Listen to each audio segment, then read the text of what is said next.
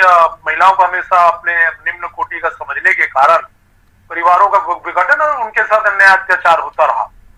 इसके कारण आप देखेंगे 1983 में 498A का जो है दहेज प्रताड़ना के नाम पर जो अन्याय अत्याचार देश भर में हुआ, ये कानून लाया गया। उसके बाद भी महिलाओं के साथ जो हिंसा है वो रुका नहीं। इसलिए 2005 में घरेलू हिंसा अधिनियम लाया गया, जिसको हम डोमेस्टिक वायलेंस एक्ट कहते हैं। और इसमें महिलाओं को उनके अधिकारों से, उनको जो घरेलू हिंसा है उससे संरक्षण दिलाने के लिए इसमें कानूनी प्रावधान किया गया। हालांकि डोमेस्टिक वायलेंस बच्चों के साथ भी हो सकता है, किसी बुजुर्ग के साथ भी हो सकता है, लेकिन विशेष रूप पर जो है चार दीवारी के अंदर में जो महिलाओं के साथ जो शारीरिक, मानसिक, लैंगिक, भावनात्मक रूप से जो उनको जो प्रताड़ित जो किया गया, उसको लेकर के डोमेस्टिक वायलेंस एक्ट लाया गया। और इस डोमेस्टिक वायलेंस लाने के बाद काफी हद तक महिलाओं को जो है इससे राहत भी मिला है, परंतु कहीं ना कहीं कानून की जागरूकता नहीं होने के कारण कानून की जो है जो धाराएं हैं वो कहीं ना कहीं लोगों के घर घर तक पहुंचना चाहिए, महिलाओं तक पहुंचना चाहिए।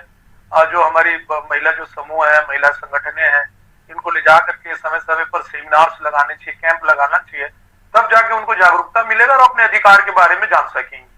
डोमेस्टिक वायलेंस एक्ट में बहुत सारे अधिकार दिए गए हैं।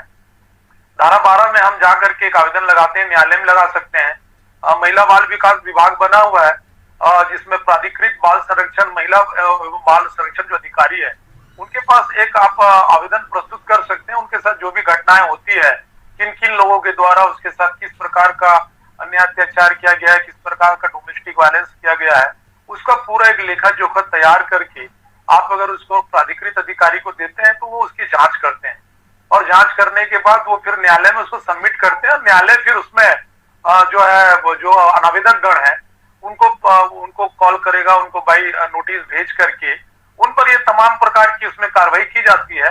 इसमें उसको अलग से संरक्षण दिलाया जाता है, सेवा प्रदाता दिलाया जाता है, उसको मुआवजा का भी प्रावधान है, और इसमें जो भी उसके साथ जो इस प्रकार के जो अधिकार मतलब जो इनके अधिकारों का हनन करता है उसको 3 साल तक सजा की प्रावधान भी है। संविधान के आर्टिकल 115 में अगर हम तो स्पष्ट रूप से कहा गया है कि किसी भी व्यक्ति को उसके लिंग स्थान, जन्म स्थान, क्षेत्रीयता के आधार पर, रंग रूप के आधार पर आप उसे उनके साथ अत्याचार नहीं कर सकते, उनके साथ भेदभाव नहीं कर सकते। और इसी आर्टिकल में महिलाओं के लिए, बच्चों के लिए विशेष कानूनी प्रावधान है। उन्हीं कानूनी के माध्यम से कहीं ना कहीं भविष्य में ये डोमेस्टिक वायलेंस एक्ट बना, और बावजूद इसके महिलाओं के ऊपर में जो अपराध है वो रुक नहीं रहे। लगातार आप देख सकते हैं उनके लिए महिला पुलिस थाना अलग से व्यवस्था भी की गई है। बावजूद इसके बड़ी संख्या में, बड़ी मात्रा में जो इस कानून का उल्लंघन हम देख सकते हैं। आज अगर आप महिला थाना में देखेंगे तो काउंसलर दिन भर उनको लग जाता है, लेकिन वो काउंसलिंग निपटा नहीं पाते हैं। इतने मामले, घरेलू मामले जो आ रहे हैं, और कहीं ना कहीं मुझे ऐसा लगता है कि इसमें जो एक ईगो हर्ट जो होता है कि एक लड़की जब किसी घर में बहू दहेज के नाम पर प्रताड़ित किया जाता है, रंग रूप के नाम पर किया जाता है, और बहुत सारी ऐसी बातें रहती है। तो इसमें कुल मिलाकर के समाज में एक व्यापक जागरूकता की इसके लिए जरूरत है।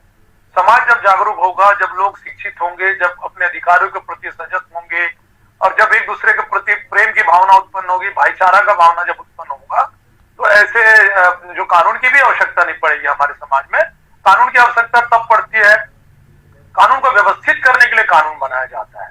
जब कभी भी कोई अपराध, कोई नई ऐसी चीजें जो समाज को नुकसान पहुंचाने वाली कोई कृत्य जब किया जाता है, तब एक कानून की आवश्यकता पड़ती है। तो हमारे देश में तो वैदिक काल में नारी को देवी के रूप में पूजा गया, कभी लक्ष्मी के रूप में, दुर्गा के रूप में, सरस्वती के रूप में। और मैंने श्लोक भी बताया कि जहाँ नारियों की पूजा होती है वहां देवता वास करते हैं, ऐसा हमारे बड़े बुजुर्ग कहा करते थे। लेकिन आज परिस्थितियां कुछ विपरीत है। आज घरेलू हिंसा के बहुत मामले हम देखते हैं, डोमेस्टिक वायलेंस, ये 498 के बहुत मामले देखते हैं। महिलाओं के साथ 376 के जो मामले हैं बड़ी संख्या में बढ़ रहे हैं। उनके साथ जो अप्राकृतिक कृत्य है वो बहुत ज्यादा बढ़ रहा है।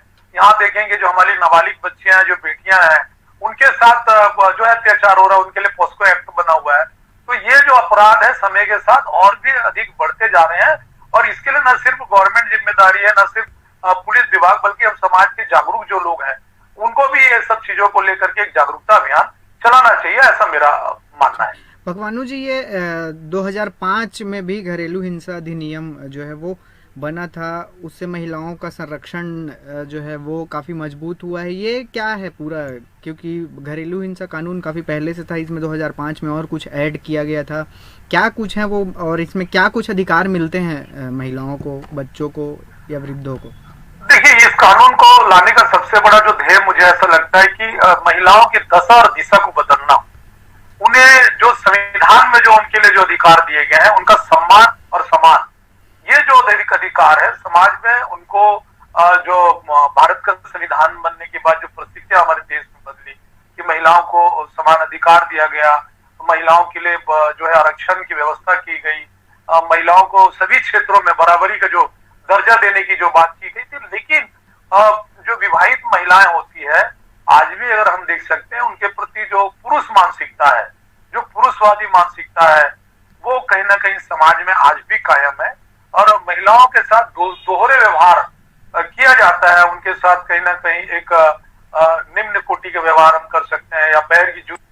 कुछ लोगों की जो एक मानसिकता होती है वो जो साथ अत्याचार हुआ, इसीलिए डोमेस्टिक वायलेंस आया। और डोमेस्टिक वायलेंस एक्ट में आने के बाद इसमें देखेंगे कि जो भी महिला है उसके साथ उसके पति या उसके पति के नातेदार, चाहे वो उसकी सास हो, ससुर हो, ननन हो, देवर हो, ऐसा कोई जो है जो रिश्तेदार है, वैवाहिक रिश्तेदार, उसके साथ अगर उसको उसके घर के अंदर में उसकी चार दीवारी में शारीरिक, मानसिक, भावनात्मक रूप से या लैंगिक अपराध उसके साथ किया जाता है, तो ये महिलाओं के सुरक्षा के लिए ये डोमेस्टिक एक्ट, वायलेंस एक्ट लाया गया है। तो महिलाएं जा करके इसकी सीधी शिकायत कर सकती है। वो जो भी हमारे कानूनी जो व्यवस्था है, महिला थाने में जा सकती है, श्रीमान एसपी महोदय को जा सकती है, सुप्रिंटेंडेंट ऑफ पुलिस को जा सकती है, और प्राधिकृत अधिकारी जो उसके पास जा सकती है, या सीधे वो जो है माननीय न्यायालय में वो जाकर के परिवाद भी दायर कर सकती है। और माननीय न्यायालय इसमें जो है प्रथम दृष्टा इसमें वो नोटिस जारी करके उसको संज्ञान लेकर के उन अनावेदक गण के विरुद्ध अगर वो सही पाया जाता है, अगर ऐसा कोई अपराध हुआ है, तो उस पर जो है वो कार्रवाई करती है और उसमें आदेश होता है। उसको अलग से जो है रहने का, उसके लिए भरण पोषण का जो भी मुआवजा है, मेडिकल खर्च है, अगर उसके कोई बच्चे हैं तो उसके संरक्षण के लिए, खुद महिला के संरक्षण के लिए संरक्षक अधिकारी की भी नियुक्ति हो जाती है। तो ये ऐसा एक्ट महिलाओं के हित में बना हुआ है। और इस एक्ट को हालांकि विधिक सेवा प्राधिकरण भी बना गया ऐसे कानूनों की प्रचार प्रसार के लिए आम जनता तक। और महिला अगर निर्धन है, अगर उसके पास कोई वकील की व्यवस्था नहीं है, तो जो लीगल सेल बना हुआ है वो निःशुल्क जो है उसको वकील की व्यवस्था कर सकती है। क्योंकि कोई भी व्यक्ति वकील के अभाव में, अधिवक्ता के अभाव में उसके न्याय से वंचित ना हो, ये हमारी जो कानून का सिद्धांत है, इसलिए ऐसी व्यवस्था की गई है। और कहीं ना कहीं बड़ी संख्या में आज डोमेस्टिक वायलेंस के जो मामले हैं वो सामने आ रहे हैं। महिला अपने अधिकार को लेकर के न्यायालय का भी दरवाजा खटखटाती है, वकीलों के माध्यम से वो शिकायत भी करती है। और इन कानून के बनने से हमने देखा भी है कि बड़ी संख्या में जो ऐसे जो लोग हैं, जो अनावेदक हैं, जो अपराधी हैं, वो कहीं ना कहीं उनको सबक मिलता है और फिर बाद में उनको समझ आती है कि हाँ, हमने गलत किया, कानून का उल्लंघन किया है। और कई परिवार को हमने इससे बनते भी देखा है, उनको अपनी गलती का एहसास होती है। न्यायालय जो है उनको बताता है कि देखिए आप इस प्रकार से कृत्य मत कीजिए और इससे आपको ये हानि हो सकती है, सजा हो सकती है। तो कई परिवार जो है विखंडित होने से, विघटन होने से बच जाता है और फिर महिलाएं जो है फिर अपने जीवन को, दाम्पत्य जीवन को आगे बढ़ाती है। ये इतने कड़े कानून होने के बाद भी अक्सर हम देखते हैं कि घरेलू हिंसा के मामले लगातार सामने आते हैं। लोग जो है महिलाओं को प्रताड़ित करना छोड़ नहीं रहे हैं। क्या कुछ इसका वजह मानते हैं? क्योंकि इतने कड़े कानून होने के बाद भी अगर मामले इतने सामने आ रहे हैं तो उसके पीछे क्या वजह हो सकती है? देखिए, इसके लिए मैं एक चीज समझता हूँ, कहीं ना कहीं जो हमारे समाज में नैतिक मूल्यों का हनन हो रहा है। जिस प्रकार से पाश्चात्य संस्कृति हम सब के ऊपर में हावी हो गई है आज, ठीक है, सोशल मीडिया के हमारे बहुत सारे फायदे भी हैं, लेकिन उसके नुकसान भी है। आज हर हाथ में एक मोबाइल आ चुका है और सब खुले विचारधारा के हो चुके हैं। तो जो कई सारी ऐसी मानसिकताएं जो रहती है उसके कारण भी होती है कि महिला अगर किसी से बात कर रही है तो कई बार ऐसी स्थिति भी हमने देखा है कि वो कहाँ बात कर रही है, किससे बात कर रही है। कहीं ना कहीं जो है असुरक्षा की भावना जो है मन में आ जाती है, या कई बार पुरुषों के मन में ये भावनाएं जागृत हो जाती है कि जो है महिला के मन में ये भावना आ जाती है कि पता नहीं क्या कर रहे होंगे, कहाँ होंगे, किससे बात हो रही है। इस प्रकार की जो आपस में असमंजस की जो भावना होती है वो भी एक बहुत बड़ा कारण है। दूसरी बात जो है, मैं इसके लिए बॉलीवुड को भी और टीवी सीरियलों को भी बहुत अधिक मैं जिम्मेदार मानता हूँ। जिस प्रकार से आज हम सबके सामने में जो चलचित्र में हम जो देखते हैं, कहीं ना कहीं उससे भी लोग जनरली ऐसी चीजों में अच्छी चीजों को स्वीकार न करते हुए लोग जो बुरी आदतें हैं वो पड़ती है, तो उससे जो है ना कहीं लोगों के दिल दिमाग में जो है वो सारी चीजें बैठ जाती है और फिर उस तरीका का एक्ट करते हैं। टीवी सीरियल इसके लिए मैं बहुत सारी जिम्मेदार मानता हूँ। कुछ ऐसे सीरियल भी आते हैं जिसमें जो है गलत चरित्र को जो है जो बहुत ज्यादा हाईलाइट किया जाता है। या बॉलीवुड की हम बात करें तो जिस तरीके से जो आज का जो कल्चर जो है, तो इससे कहीं ना कहीं जो हमारी जो संस्कृति है जो है, जो हमारा जो समाज है, वो कहीं ना कहीं इसमें नैतिक मूल्यों का हनन हो रहा है। तो इसमें जो एक मानसिकता उसको बदलने की जरूरत है। जिस प्रकार से प्राचीन समय में जो भारतीय जो संस्कृति रही है, जो सभ्यता रही है, जो बड़ों का सम्मान करना और बुजुर्गों का सम्मान करना, महिलाओं को हमेशा आदर्श के रूप में देखना, बुरी नजर से ना देखना, ये बहुत सारी चीजें हैं। तो कुल मिलाकर के इसमें एक दूसरे के अंदर में जो प्रेम की भावना है, जो मान सम्मान की जो भावना है, वो हमारे सबके अंदर में जो है आनी चाहिए। जिस प्रकार हम अपनी बेटी से प्यार करते हैं, उसी प्रकार बहू से भी हमको प्यार करना पड़ेगा। इसी प्रकार जो है एक महिला की भी जिम्मेदारी होती है कि जिस प्रकार से वो अपने मायके में, अपने घर में रह करके अपने माता पिता का सम्मान करती है, उसी प्रकार विवाहित होने के पश्चात वो जब वो नए घर में जाती है तो उनको स्वीकार करे, अपने सास ससुर को माता पिता की तरह व्यवहार करे, अपने नंदन और जो भी जो देवर वगैरह उनको साथ भी एक पारिवारिक वातावरण जो है, कहीं पर एक अपनापन की जो भावना है वो जागरूक करने की जरूरत है। कहीं ये नहीं होना चाहिए, भेदभाव नहीं होना चाहिए कि ये लोग तो इस तरीके के लोग हैं, या कई प्रकार की जो बातें आती है एक दूसरे के मन के अंदर में छोटी छोटी बातों को लेकर के कहा सुनी, तो ये पूरी मानसिकता है, नैतिक मूल्यों का पतन है। और यही कारण है कि समय के साथ आप देखेंगे जब भारत का संविधान बना, या जो हमारे देश में जो कानून जो है आईपीसी, सीआरपीसी, एविडेंस एक्ट वगैरह, ये बहुत पहले के कानून है। लॉर्ड मैकाले साहब 1860 में आईपीसी और 1865 के कानून है, कुछ 1972 के कानून है। लेकिन जैसे जैसे हम आधुनिकीकरण की ओर आगे बढ़े, जैसे जैसे मानव समाज का विकास होता गया, वैसे वैसे क्राइम भी बढ़ते गए और अपराध के तरीके भी बदलते गए। इसी कारण कानून की जो है संख्या बढ़ती गई और लगातार आप देखेंगे पूरा जो कानून है, कानूनों की भरमार हो गई है।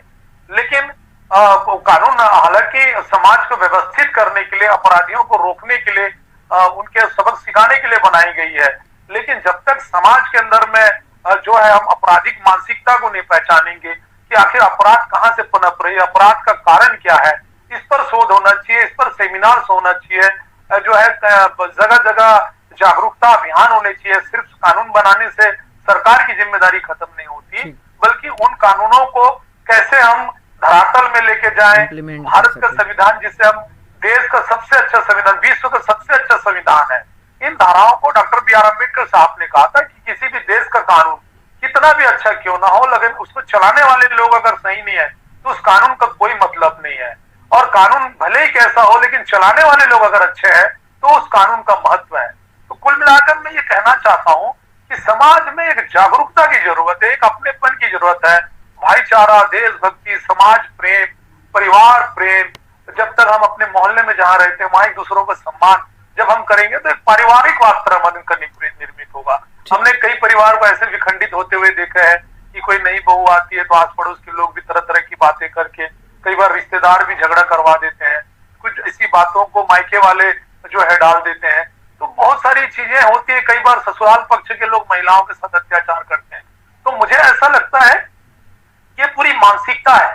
ये जब हमारे दिमाग में ये बातें आ जाए, हम किसी को अपना ले, हम किसी प्रेम कर ले, चाहे वो महिला हो या पुरुष हो, चाहे वो सास हो, ससुर हो या माता हो, पिता हो, जब हम एक दूसरे के प्रति जब प्रेम की भावना जब हम जागृत करेंगे तो मुझे लगता है कि ऐसी कानूनों की आवश्यकता भी नहीं है। महिला थाने में जो भीड़ लगी वो भीड़ भी नहीं लगेगी। कोर्ट न्यायालय में जो आज जो इतने प्रकरण, जो लाखों प्रकरण जो है भरमार हो गई है, उसकी भी आवश्यकता नहीं है।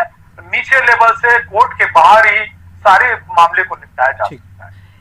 भगवानू जी, ये दहेज प्रताड़ना को लेकर भी काफ़ी मामले सामने आते हैं। इसके लिए कानून भी बना है, बावजूद इसके मामलों में कमी नहीं आ रही है। ये क्या कुछ है ये पूरा कानून दहेज प्रताड़ना 498? ये जरा से समझाएंगे किस तरह से इसमें प्रक्रिया है, किस तरह से लोग इसमें शिकायत कर सकते हैं जो पीड़ित हैं वो?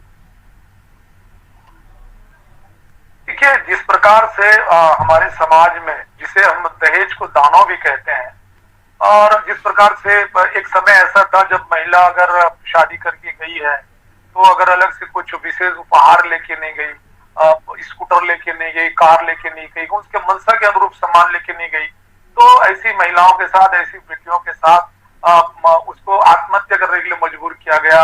कई ऐसी महिलाओं को जला देने की भी प्रयास किया गया। कई महिलाओं के साथ जो डोमेस्टिक वायलेंस जो घर के अंदर में की गई, तो कहीं ना कहीं 1983 में इस कानून की जरूरत पड़ी और अलग से जो है 498 जोड़ा गया। और इस कानून का जो है मुख्य उद्देश्य यह है कि दहेज रूपी जो अपराध है वो समाज में कम हो। और कहीं हालांकि ऐसे मामले बहुत आए और आज भी बहुत सारे ऐसे मामले हैं, और जिससे कि ऐसे जो दहेज लोभी है उनको सबक सिखाया जाता है, उनको जो है उन पर कार्रवाई की जाती है। लेकिन हमने ये भी देखा है कि इस कानून का बहुत बड़ी संख्या में दुरुपयोग भी हुआ है। कई बार पति पत्नी के बीच में अगर कुछ खटपट हो गई या कभी कोई आपस में कोई ऐसी बात हो गई तो सीधा महिलाएं एडवोकेट के पास चली गई, या कई बार ऐसा हुआ कि उस कानून का दुरुपयोग करते हुए जो है जो निर्दोष जो लोग हैं, जो सास ससुर या जो ससुराल पक्ष के लोग हैं, उनके खिलाफ भी मामला बनाया गया। मैं ये नहीं कहता कि ऐसे अपराध नहीं हो रहे हैं, लेकिन माननीय सुप्रीम कोर्ट ने भी इस संबंध में अनेक गाइडलाइन दिशा निर्देश दिया है कि इसको एक जो ईगो बेस्ड कंप्लेंट भी कहा है कि कहीं ना कहीं ये आपस में जो दोनों के जो पक्ष का जब ईगो टकराता है, ससुराल पक्ष, मायके पक्ष, पति पत्नी का, तो ऐसे मामले जब नहीं भी होते हैं तब भी उसको बना करके वो नए सिरे से उनको प्रताड़ित करने के लिए जो है बनाया जाता है। लेकिन इस बात से भी मैं इंकार नहीं करूंगा कि ऐसे अपराध हो भी रहे हैं, और मेरे पास ऐसे क्लाइंट भी है जिनको मैं निजी तौर पर जानता भी हूँ, जिनके साथ बहुत कम समय में ससुराल वालों ने त्याग दिया या उनके पति छोड़ के चले गए, बच्चे हो गए, लेकिन वो उसकी सूरत को नहीं देखना चाहते। तो ऐसी बहुत बहनें और बहुत बेटियों भी है, उनके खिलाफ हम लोगों ने शिकायत किया, और शिकायत करने के बाद हमने कार्रवाई की, जेल की हवा भी खिलाई है हमने। और कई ऐसे मामले हुए हैं जिनको न्यायालय ने समझाइश दी, काउंसलिंग हुआ, और उसके बाद वो घर भी बस गए। तो ऐसे समय में हमें बहुत खुशी होती है कि जब जो परिवार हमारे पास लड़ते हुए आते हैं और जब मुस्कुराते हुए जाते हैं, तो हम लोग का भी उद्देश्य ये रहता है कि न्याय दिलाना, हम कैसे उनको कानून के अधिकार के बारे में अवेयरनेस करें, कैसे हम उन्हें जागरूक करें, और उनको जो है उनके जो दाम्पत्य जो जीवन है उसको विघटन होने से तोड़े। तो 498 जो है कहीं ना कहीं एक क्रांतिकारी कानून हमारे देश में रहा है, और इसके महिलाओं को बहुत बेनिफिट हुआ। बहुत सारी ऐसी बेटियां, बहनें हैं जिनको लगातार प्रताड़ित किया गया, जिनको आत्महत्या करने के लिए मजबूर किया गया, जिनको जलाया गया, जिन्हें दहेज के नाम पर प्रताड़ित करते रहे हैं कि लगातार अपने ससुराल पर, अपने मायके पक्ष से उन्हें पैसे लाने के लिए, उन्हें गाड़ी लाने के लिए उनके, तो ये ऐसे मामले भी बहुत अभी भी हैं, इससे मैं इंकार नहीं कर सकता। तो ओवरऑल मैं यही कहना चाहूंगा कि समाज में एक व्यापक जागरूकता की जरूरत है, और जिस दिन ये समाज जागरूक होगा तो ऐसे कानूनों की हमें जरूरत नहीं है। महिला थाना में जो आज भीड़ लगी है वो भीड़ नहीं लगेगी, न्यायालय में जो प्रकरणों के जो भरमार है वो प्रकरण नहीं बनेगा, और हमारा जो समाज है वो कहीं ना कहीं शांत रूप से, जिस प्रकार हम छत्तीसगढ़ शांति के टापू कहते हैं, हमारे देश में एक बड़ा मैसेज जाएगा और ये ऐसे अपराध की कमी आएगी। ठीक है भगवानू जी, हमारे साथ इस चर्चा में शामिल होने के लिए आपका बहुत बहुत धन्यवाद। तो ये थे हमारे साथ अधिवक्ता भगवानू नायक, जिन्होंने घरेलू हिंसा और दहेज प्रताड़ना की बारीकियों को बताया कि किस तरह से जो पीड़ित हैं वो शिकायत कर सकते हैं, क्या कुछ उनको अधिकार मिले हैं और किस तरह से वो कानून का जो दरवाजा है वो खटखटा सकते हैं। तो सारी जानकारी इन्होंने हमें दी है, और बताया कि किस तरह से समाज में अगर हम बदलाव लाते हैं तो इन सब जो कानून बनाए गए हैं, जो चीज़ें हो रही हैं वो ख़त्म की जा सकती है। खबरों के लिए बने रहिए साधना न्यूज़ के साथ। Back to studio.